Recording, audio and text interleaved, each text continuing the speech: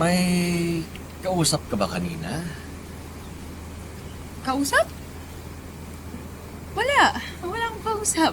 Yung totoo. Nagsisinungaling ka ba? Alam mong ayoko nang nagsisinungaling.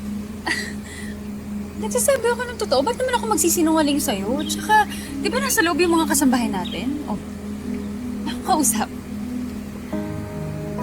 Ganun ba? Kala ko kasi may kausap eh. Mahal mo ba ako? Oo naman. Mahal na mahal kita.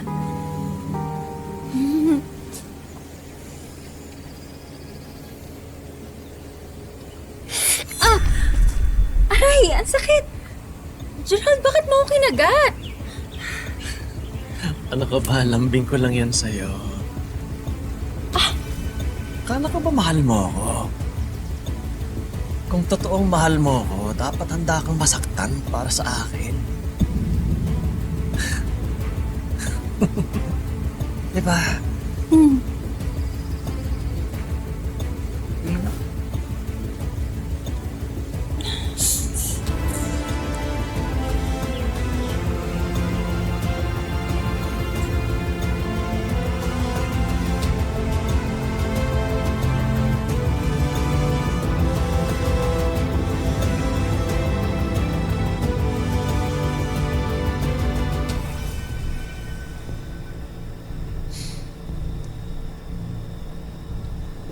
Baka magalit si Mama.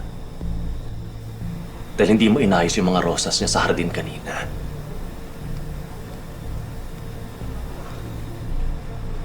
Naririnig mo ba ako?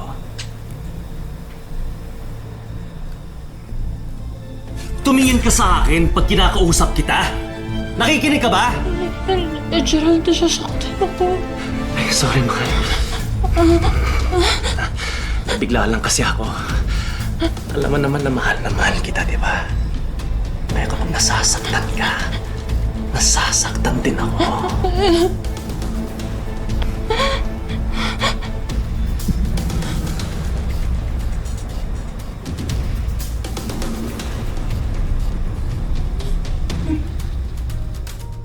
Ngayong hapon, tutok lang po kayo sa pagtatapos ng storyang ito. At mamaya rin, mas makikilala natin si Mary Ann, isang biktima rin ng domestic violence na pinagtataga at nahuli pa sa CCTV. Kung ano ba talaga ang dahilan, kung bakit siya tinaga ng kanyang live-in partner at kung nasaan na ito ngayon. Abangan, mamaya.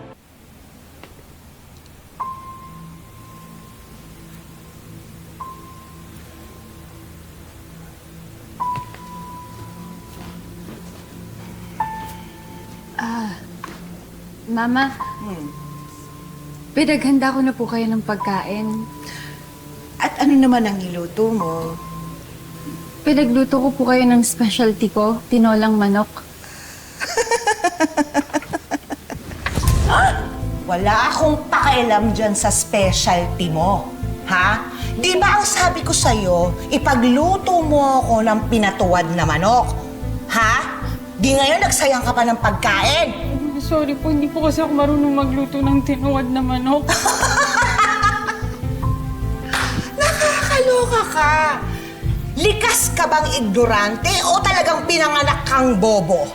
Sana nagtanong ka muna sa akin, hindi ba? Hindi yung pala desisyon ka? Ha? Sorry po, hindi natutulog po kasi kayo kanina. Panasagot ka pa ngayon, ha?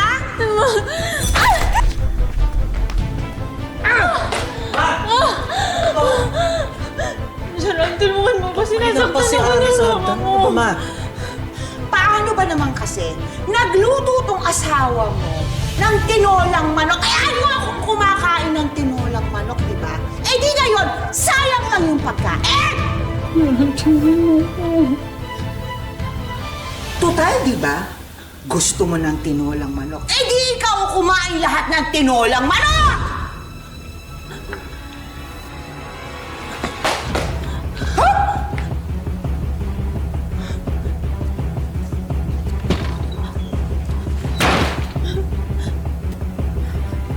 Tulungan mo ko.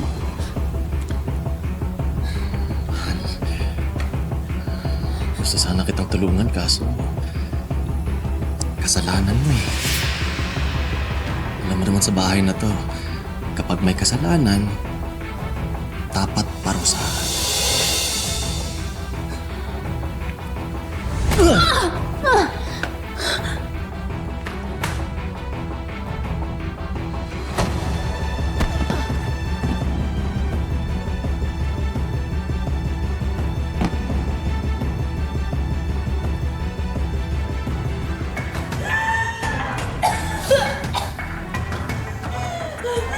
Mga baliw kayo! Tulungan niyo ako! Makawalan niyo ako dito! Aba, hindi ka pa rin pala talaga natututo, ano? Hindi ka marunong mag-sorry? Aba, nagmamataas ka pa. Mag-sorry ka na kasi para hindi na nagagalit si Mama. Mga sirabo kayo! Bakit ako'y magsusorry? Kayo dapat yung mag-sorry sa akin!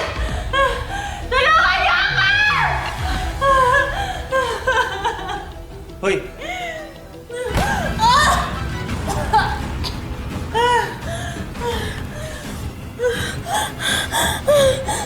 Ano? Magsasorry ka na ba, mahal? Sorry. Ay, sorry. Sorry. Hindi ko marinig eh. I'm sorry ka. Sorry. Ayun! Marunong naman palang mag-sorry. Naririnig ko, malinaw na malinaw. Mahal, magpakabait ka kasi. At sumunod ka palagi sa amin.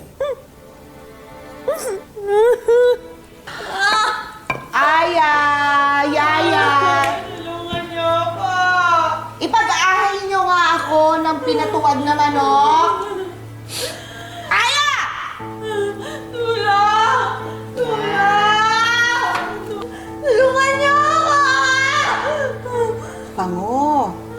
Ayan, Alice, tingnan mong mabuti. Ito ang pinatuwad na manok.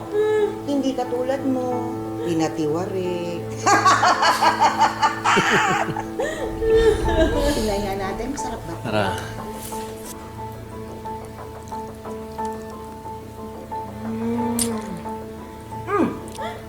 Sarap!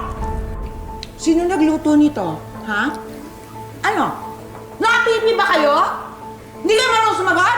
Gusto niyong matulad dito sa bobang to? Sagot! Kami ang nagluto niyan para sa inyo.